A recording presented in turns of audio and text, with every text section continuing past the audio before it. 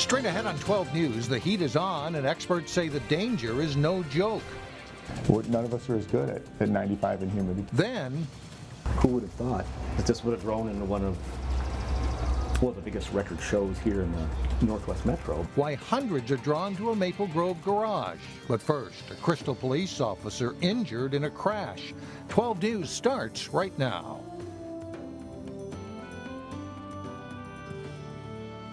Hello and thanks for joining us. A Crystal police officer was hospitalized after a serious accident Thursday morning. The collision involved a Crystal squad car and a small box truck. It happened in Robbinsdale, just off Highway 100 at 36th Avenue, forcing police to shut down a freeway ramp and part of 36th Avenue for more than an hour this morning. The impact was strong enough to knock the box truck on its side, and the police cruiser suffered extensive damage as well. The collision was strong enough to trigger the airbags inside the police car. A traffic light was knocked to the ground as well. Police say the officer was on his way to help two other officers who were fighting with a suspect when the accident happened. Him responding to, a call for help from another officer, it was imperative that he gets there, and unfortunately, he had this accident. He suffered a concussion and some minor scrapes and bruises. The driver of the truck was treated and released. The police chief identified the injured officer as Gabe Storrs. He is listed in stable condition. Just last month, Storrs received honors from the Crystal City Council for resuscitating a 2-week-old baby who was not breathing. The State Patrol continues to investigate the accident. A 25-year-old Minneapolis man is charged with second-degree murder for shooting a man in Brooklyn Center. Lannon Burdunice is expected to make his first court appearance on Friday. Police say he fatally shot a man who was trying to buy marijuana from him. The shooting happened Tuesday afternoon near 66th and Camden Avenues North. Police say they found 31-year-old Joshua Hoffman of Mounds View dead in the driver's seat of a car. A woman who was with him says they came to buy marijuana, but Burdunice tried to take $40 from Hoffman and then shot him. Well, this week could mark the hottest days of the summer. High humidity and high temperatures are pushing the heat index above 100 degrees. Delane Cleveland explains why the humidity makes you heat up faster. It's going to be a tough day for a lot of people who work outside. It's the week of summer when it feels like you stepped outside and walked right into an oven. The fact that this is going to persist for 2-3 days in a row is why we have a little heightened concern with this heat wave. Minnesotans might be warriors of winter, but summer is a different story. Right? A Minnesotan knows when it's 5 below, they can go outside. They need to cover their exposed skin and all the things you do to be okay when it's 5 below. None of us are as good at 95 and humid. It doesn't help that this week you are actually heating up faster. Our air is coming from the Gulf of Mexico. According to the National Weather Service, that air from the Gulf of Mexico is a contributing factor to high dew points. We're expecting dew points in the mid to upper 70s, maybe even near 80 in a few locations. When the dew point gets that high, meteorologist Jacob Beitlich says it impacts our ability to cool down. Our body cools down by perspiring, and then that sweat or that perspiration evaporates, which cools us down. When the dew point is high like this, that cooling mechanism isn't as effective. So what can you do to cool down? The quickest way to cool off, right, is to swim a little bit. So this might be a nice day if you're planning on spending some fun time outside. Swimming might be a high priority this week because you're not going to overheat there. Otherwise, the forecast calls for cooler temperatures this weekend. Cooler temperatures, much drier air, so we'll feel a lot more comfortable by the time we get to Sunday into early next week. Out in the heat, Delane Cleveland, 12 News. There is one local cancellation because of the heat. An outdoor concert at Item Farm in Brooklyn Park is canceled for Thursday night. While most of us are finding ways to get out of the sun, Golden Valley has plans to use the sun to save taxpayers some money. This week, the City Council approved a plan to install solar panels on the rooftops of the city's utility and street maintenance buildings. The decision is part of an initiative to reduce Golden Valley's carbon footprint. A third-party investor will own and maintain the panels, and Golden Valley will use the energy produced by the solar panels for the next 20 years. Any power the city doesn't use will be sold back to Xcel Energy. Over the 20 years that these agreements will be in place, the city is expected to save well over $75,000 in electric utility costs, and that's a conservative estimate. Installation of the panels would take place in August, and they should be fully operational by September. Robbinsdale is expecting a full house at City Hall when its Planning Commission makes a recommendation tonight, Thursday evening, on the future of a proposed Hy-Vee grocery store. If it's approved by the City Council, the grocery store would be built on the site of the historic Terrace Theatre, and a Brooklyn Park filmmaker is documenting the story. My goal is not to come into this saving the theater. My goal is to tell the story of this theater, where it was, where it is, and if it's got anything left in it. Sean Skinner grew up in Robbinsdale, and he is working on a documentary film that tells the story of the Terrace Theatre from its opening in 1951 to its closure in 1999, as well as the effort underway right now to replace it with a grocery store. The film is called The Tower of Birdtown, and the director is conducting interviews and raising money for the film, with plans to release it next year. My hope for this film is for as many people in the world can see it, learn the story of this amazing building, and either, try to do something to help the theater, or to realize that that was an amazing piece of Robbinsdale that's now gone. If you would like to learn more about the documentary film, visit the Tower of Birdtown Facebook page. Well, how does gardening reinforce learning? Students in the Wayzata School District are going in the garden to review what they've learned this past school year. Reporter Sonia Goins joins them to tell us how it works. When we're pruning these onions, what is the point of cutting those leaves like that? School is officially out, but the Plymouth Creek Elementary Garden has been turned into an outdoor learning center. Yep, the plant can focus that energy on the bulbs, and then those bulbs will get bigger as well. The 4-day program is called Third Grade Garden Review. Students get their hands dirty while learning math, reading, and science. This is the third year Mark Wegner has taught the class. We've just been creating a lot of this curriculum and figuring out ways that we can make it hands-on learning and make it real-world applicable. The young gardeners use math skills to plant beans. We want to have a plant about every 4 inches. About how wide is 4 inches? And they put their reading skills to test by reading gardening articles and planting instructions. How many days do you have on the cilantro there? The students are growing a salsa garden, tomatoes, cilantro, peppers, and onions. The class also has to maintain the garden. Yeah, we're pruning. What we're doing is we're cutting off some of the stuff that is coming out of the plant that just taking up too much room. The goal of the program is to also teach students to appreciate the environment more and to learn where food comes from. You get to eat what you're growing sometimes, and there's a bunch of different interesting stuff that you can plant. In Plymouth, Sonia Goins, 12 News.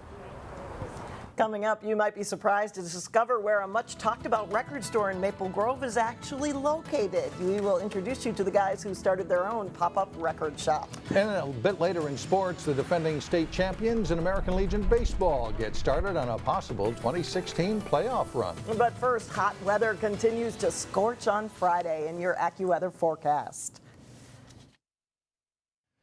A pair of Maple Grove dads want to keep vinyl records spinning and selling out of their Maple Grove neighborhood. Reporter Shannon Slatton explains why one garage is the hottest ticket in town.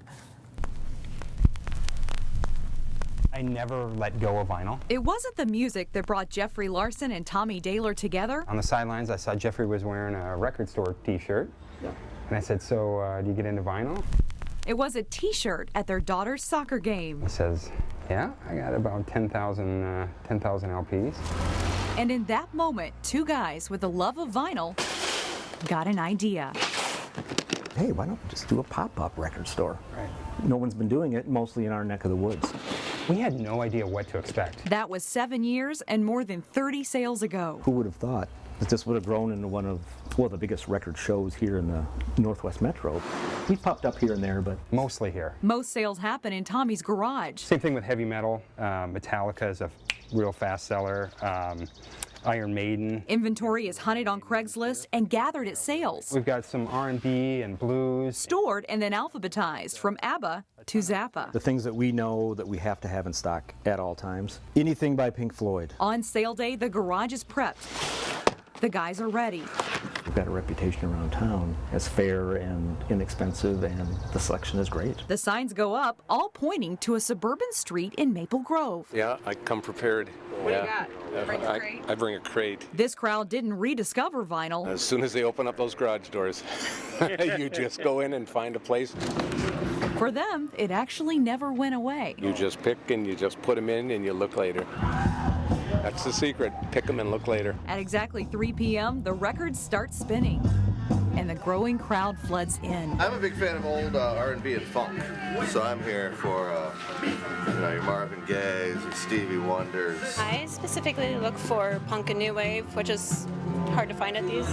Once the sale begins, precision is the name of the game. These are all the albums I have in my collection already. I like a lot of Southern rock, so bands like Marshall Tucker Band, The Outlaws. Precision not only with the artist and album, but with the actual record itself. I like to pull out a bunch that I like and then go through them and just kind of look at them closely and see what the vinyl looks like, or the condition of the vinyl. In the time of digital music and practically instant downloads, vinyl makes the world slow down. It's a good way to slow the pace a little bit and get a break. A chance to slow down and enjoy the look, feel, and sound of rock and roll. For me, it's an enjoyable way to spend a couple hours in the afternoon. In Maple Grove, Shannon Slatton, 12 News. What a great idea. Makes you want to turn out, doesn't it? It does. Coming up, Sleeping Beauty comes to life outside this weekend. But first, highlights from Legion Baseball, plus Terry Tuma talks about fishing line in his weekly tip. John Jacobson has that and more in sports. The sub-state playoffs are underway now in American Legion Baseball, and defending state champion Wayzata is the top seed in the sub-state 4 tournament. They met Minneapolis Southwest at host site Minnetonka in the first round. Bottom of the first, Wayzata's Cam Keenan slicing that one down the right field line.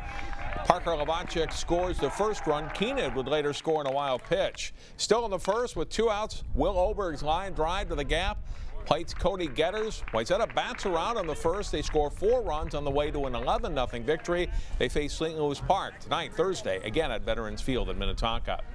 The top seeds don't always win, though. Maple Grove found that out the hard way Wednesday night. They faced 9th seed Rogers in the sub-state 11 quarterfinals. Top of the third, Rogers' Tanner Palm singles to center field. 1 run scores, but the second runner tagged out at the plate.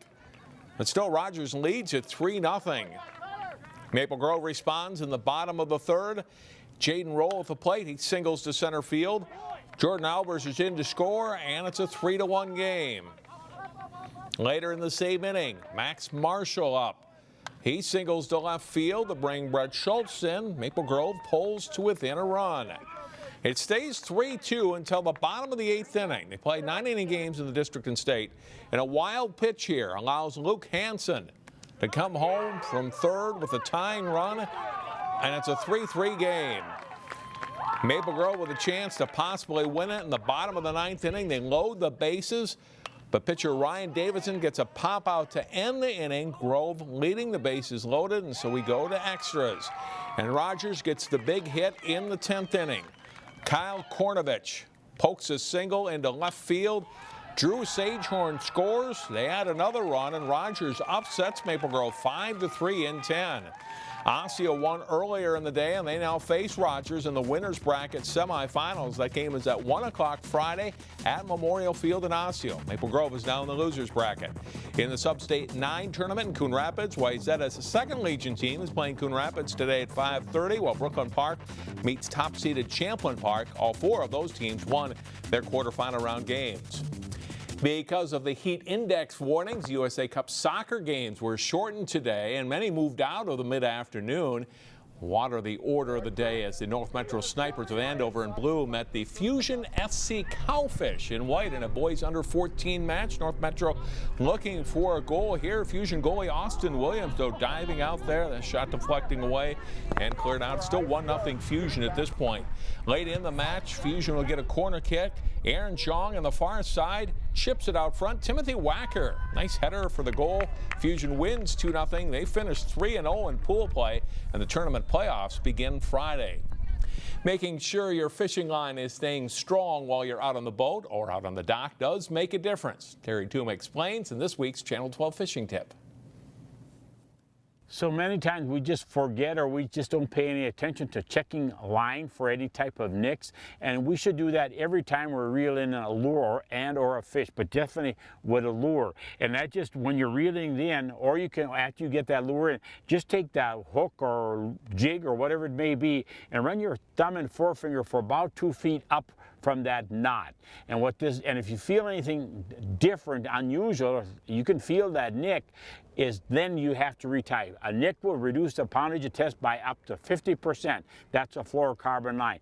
And we often are told that we never have to check braided line. That's not true. Braided line will weaken and we should retie again, but you know exactly what's going to happen. A big fish just broke off because we didn't check the line. Another that I would many times do is I'll sort of hold the line up in the sunlight, and then you can sort of see a sort of a glistening effect, and that also is going to show you that you got a nick in the line. But take the time out, check your line, and retie. Do not gamble on, but you can be assured that big fish that you just hopefully you're going to get into that net is going to break off and you just lost a trophy. You don't want to do that. That's it for sports. Thanks, John. Still ahead, Sleeping Beauty also tries to escape the heat. We will explain when we come back. A theater company performing in Plymouth had to make some changes to their dress rehearsal because of the heat today, but the show will go on. The Plymouth Parks and Rec Department moved the dress rehearsal of Sleeping Beauty from the outdoor stage at the Hilde Performance Center into the Black Box Theater at the Plymouth Creek Center. But Friday night and Saturday, Prairie Fire Children's Theater still plans to do the performances outdoors with this twist on the classic Sleeping Beauty. And pretty much the only thing that's the same between our version of Sleeping Beauty and the Disney version, for example, is that someone falls asleep. They prick their finger and they fall asleep. Other than that, ours is set on a 1940s movie set where they're trying to film a movie. There are over 60 Plymouth area children in the cast. The show goes on, rain or shine, at the Hilde Performance Center Friday at 7 p.m. and Saturday at 2 p.m. Hopefully it'll be a little cooler by that time. Yeah, and this should be different, a little different twist. That's like exactly right. That does it for us. Thanks so much for joining us. And we will see you back here again Friday starting at 4.